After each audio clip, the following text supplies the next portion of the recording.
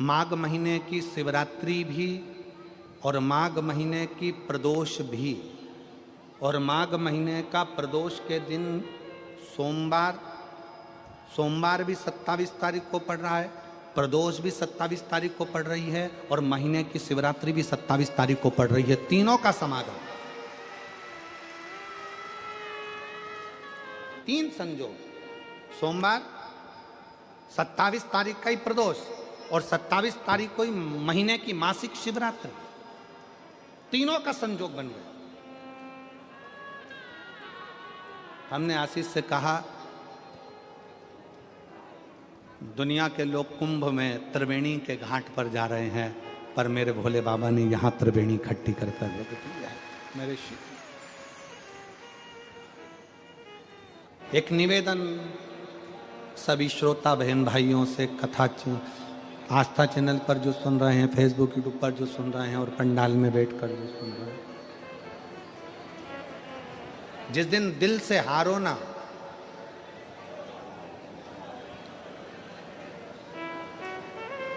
थोड़ी तकलीफों में अगर घिर जाओ, तकलीफें आ जाए, कष्ट आ जाए, तकलीफें जिस दिन तुम्हारे भीतर बहुत ज्यादा मात्रा में आ जाए, उस दिन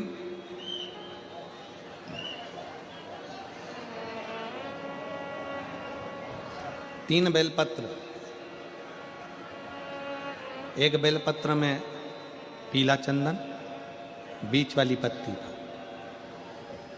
जिस दिन तुम्हें लगे कि मैं बहुत दुखी चल रही हूं और मेरा काम हो ही नहीं रहा, बहुत तकलीफ की जिंदगी चल रही है, कोई हाथ पकड़ने वाला नहीं है, कोई संभालने वाला नहीं है, और बहुत तकलीफ हो रही है, बहुत तकलीफ।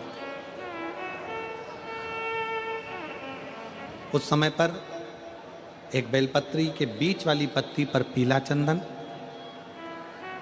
दूसरी पत्ती पर लाल चंदन, और तीसरी पत्ती पर 11 चावल गीले, पानी में उसको थोड़ा सा भिगो लें या धो लें, 11 चावल गीले शिव जी की उस पत्ती पर रखें।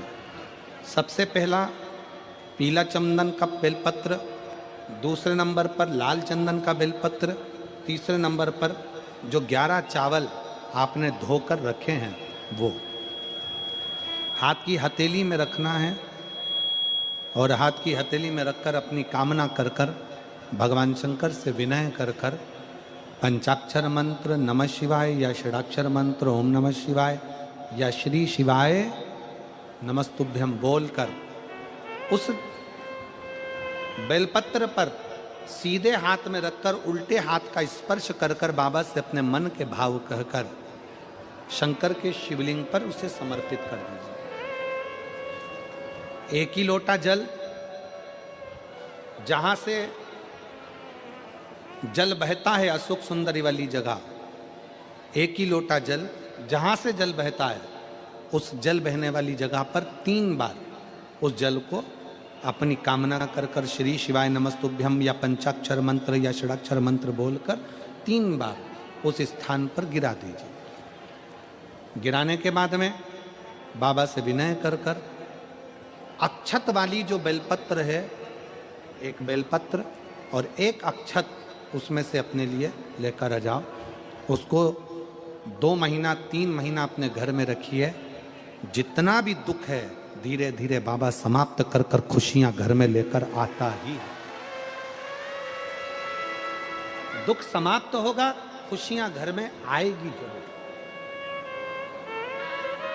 ये आज जो शंकर के शिवलिंग की आराधना करेगा, पूजन करेगा, उसके घर में 2 देवियां सदा सदा विराजमान रहेंगी। पहली सरस्वती, दूसरे नंबर पर लक्ष्मी उनके घर में सदा विराजमान। सरस्वती और लक्ष्मी।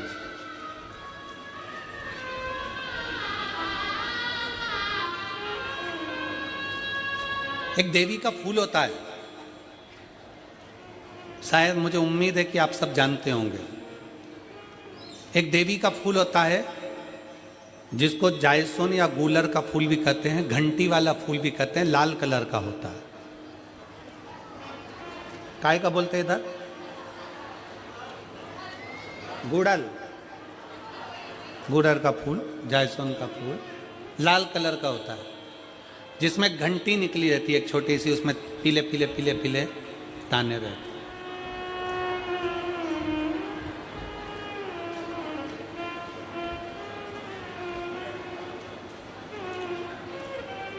अगर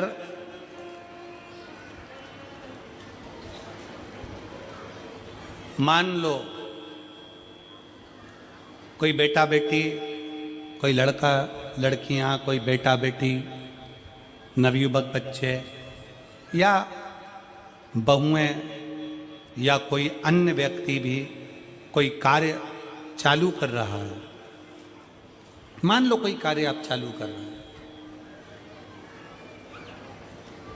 एजुकेशन के लिए बढ़ रहे हैं, या आपने कोई लक्ष्य बनाया है कि मुझे इस कंपटीशन एग्जाम में बैठना है, इस कंपटीशन एग्जाम में बैठना है और मेरा इसमें पास होना जरूरी है,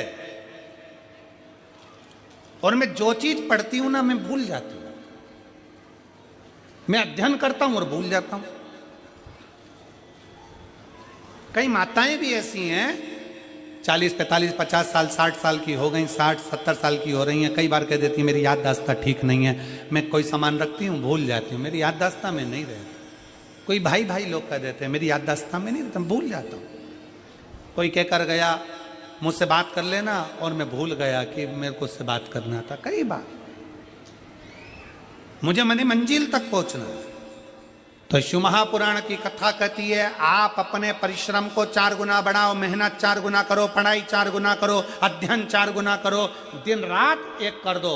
और साथ में जो अशोक सुंदरी की जगह है, ये शिवलिंग समझ लेना जरा, ये जलाधारी पार्वती जी का हस्त कमल, ये शिवलिंग, ये जलाधारी, और यहां से जल बहता है।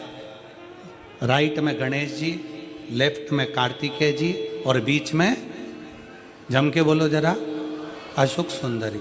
ये बीच की जगह जो घंटी वाला फूल होता है, जिसको आप लोग जायसवान बोलें कि आपके क्षेत्र में गुलर बोलें, देवी जी को चढ़ता है। देवी जी का अति प्रिय पुष्प है, माता रानी का वो लाल पुष्प अति प्रिय।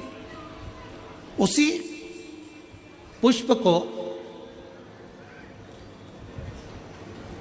ये बेलपत्र की जो डंडी होती है, बेलपत्र की जो डंडी का भाग होता है, उस घंटी का भाग उसी डंडी की ओर होना चाहिए।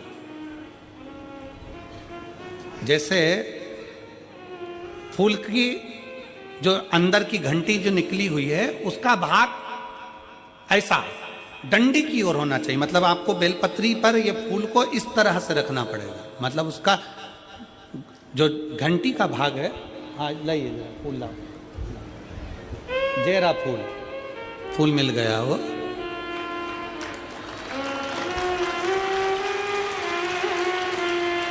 फूल मिल गया। भारत में फूल जल्दी मिल भी जाता है, मिल गया। अब ये फूल और इस फूल की जो घंटी का भाग है वो इस डंडी की ओर हो, हमारे डंडी के साइड।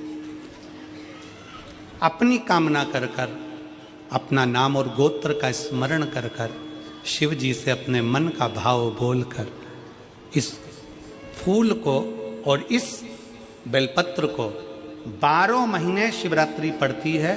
किसी भी शिवरात्रि पर अशोक सुंदरी वाली जगह पर, शंकर के शिवलिंग की ओर जो अशोक सुंदरी की जगह है, वहां पर डंडी और घंटी का मुख शिवलिंग की ओर होते हुए उस बेलपत्र को समर्पित करो। कब करना है?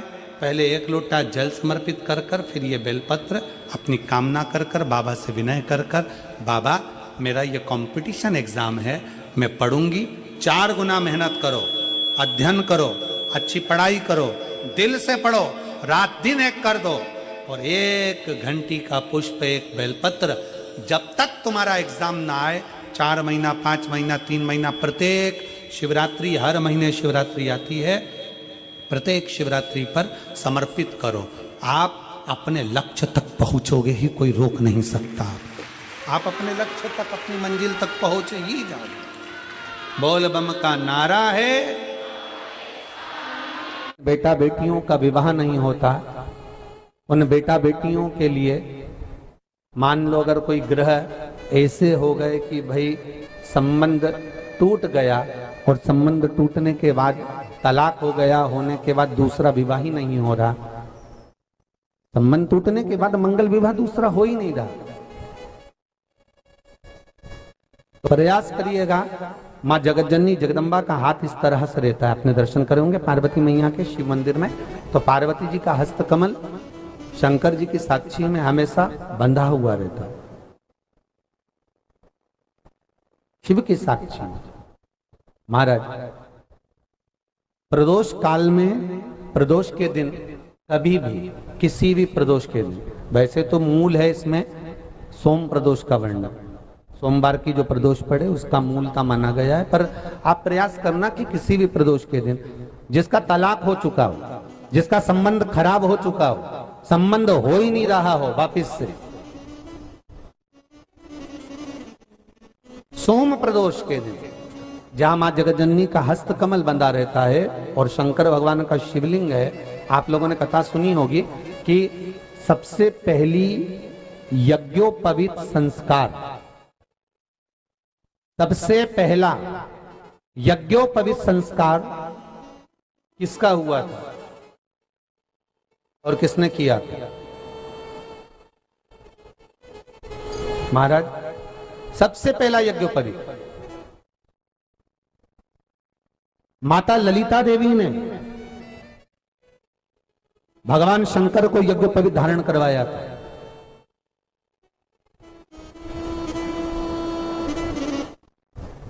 मां ललिता देवी ने